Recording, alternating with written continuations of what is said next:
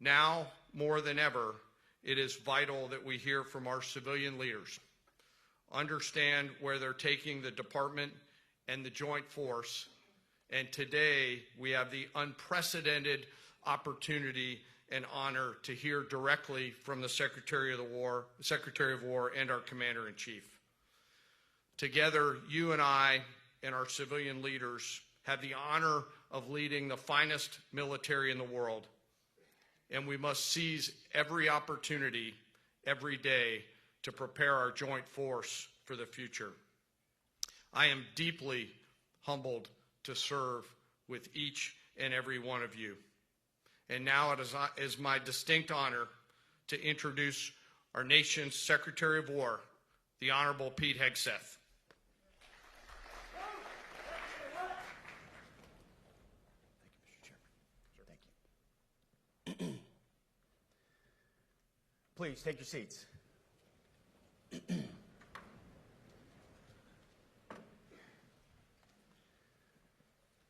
Well, Mr. Chairman, the Joint Chiefs, Generals, Admirals, Commanders, Officers, Senior Enlisted, NCOs, Enlisted, and every member of our American military, good morning. Good morning and welcome to the War Department, because the era of the Department of Defense is over. You see, the motto of my first platoon was, "Those who long for peace must prepare for war." This is, of course, not a new idea. This crowd knows that. The origin dates to the 4th century Rome and has been repeated ever since, including by our first Commander-in-Chief, George Washington, the first leader of the War Department. It captures a simple yet profound truth.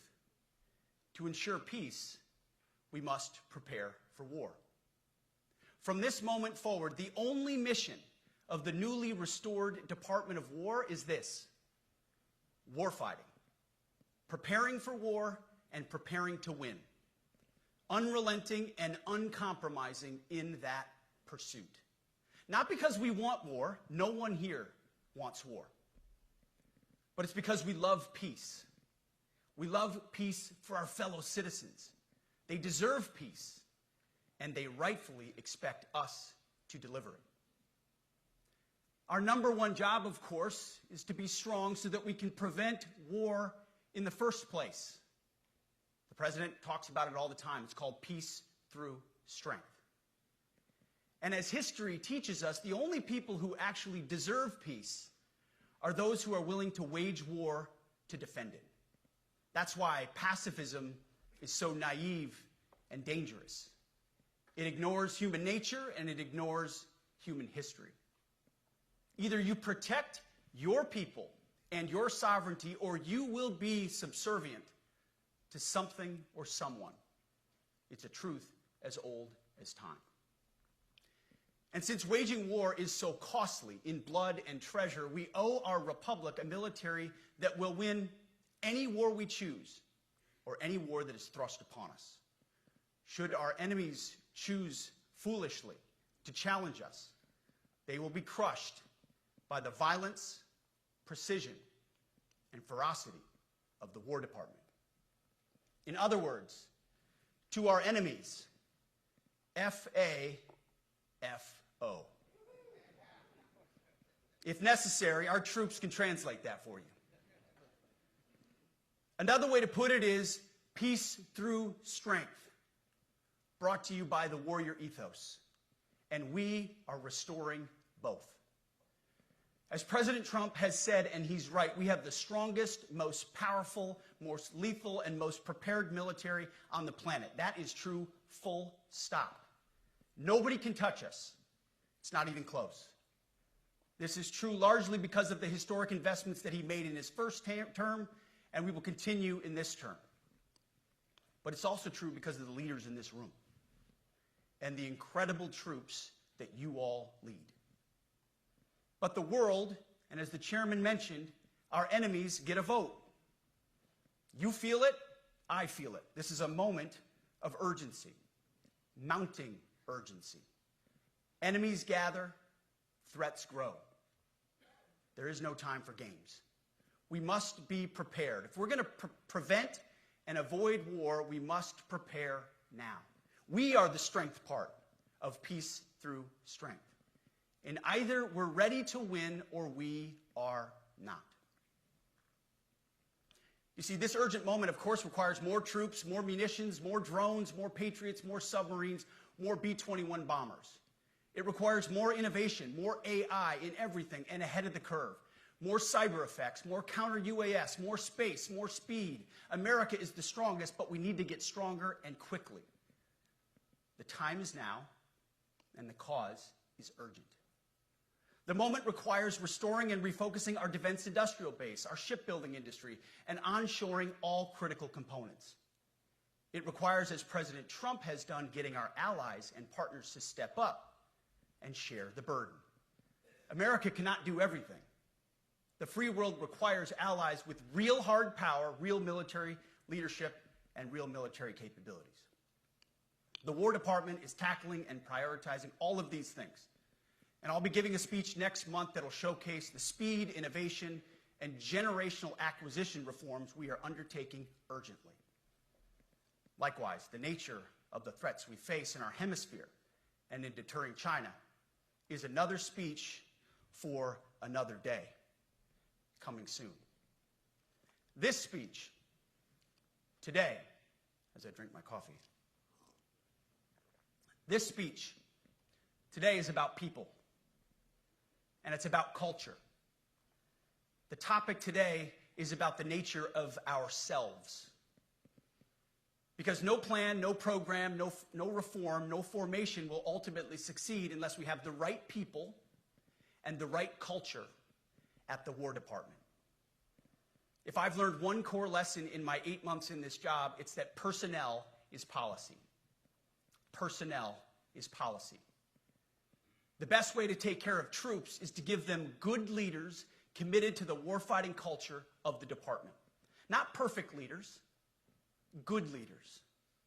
Competent, qualified, professional, agile, aggressive, innovative, risk-taking, apolitical, faithful to their oath and to the Constitution. Eugene Sledge, in his World War II memoir, wrote, quote, "War is brutish, inglorious, and a terrible waste. Combat leaves an indelible mark on those who are forced to endure it. The only redeeming factors are my comrades' incredible bravery and their devotion to each other." In combat, there are thousands of variables, as I learned in Iraq and Afghanistan, and as so many of you did in so many more places. Leaders can only control about 3 of them. You control how well you're trained, mostly how well you're equipped, and the last variable is how well you lead. After that, you're on your own.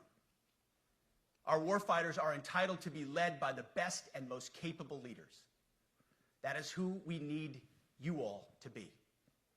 Even then, in combat, even if you do everything right, you may still lose people because the enemy always gets a vote.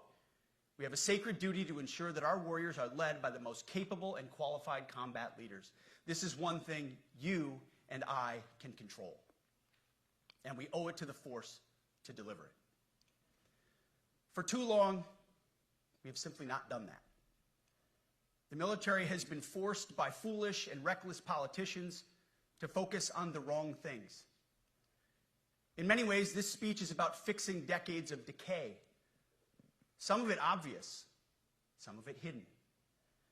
Or as the chairman has put it, we are clearing out the debris, removing the distractions, clearing the way for leaders to be leaders.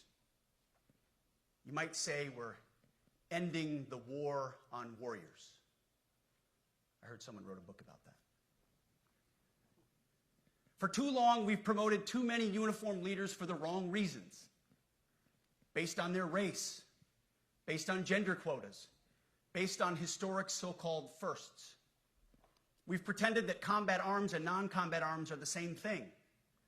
We've weeded out so-called toxic leaders under the guise of double-blind psychology assessments, promoting risk-averse, go-along-to-get-along conformists instead.